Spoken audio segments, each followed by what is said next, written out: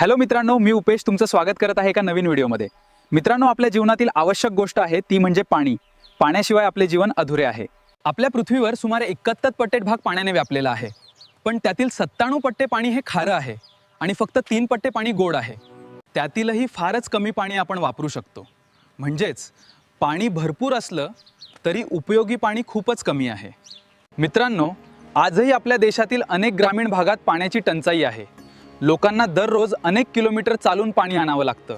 पावसावर अवलंबून असलेली शेती पाण्याअभावी कोरडी पडते। त्यामुळे शेतकऱ्यांना मोठ्या अडचणींना सामोरं जावं लागतं।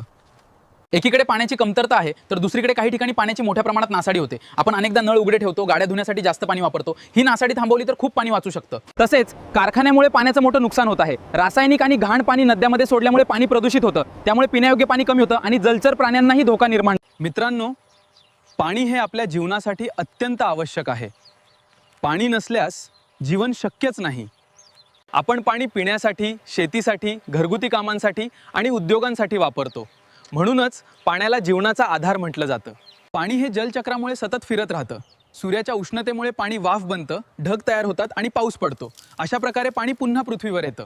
शेवटी मी एवढंच सांगू इच्छितो की पाणी आहे तरच जीवन आहे। म्हणून आपण सर्वांनी पाण्याची बचत करावी, त्याची नासाडी टाळावी आणि इतरांनाही याबद्दल जागरूक करावं। तर मित्रांनो, व्हिडिओ एवढाच होता। आवडला असेल तर जास्तीत जास्त शेअर करा आणि चॅनलवर नवीन असाल तर चॅनलला सबस्क्राइब करा।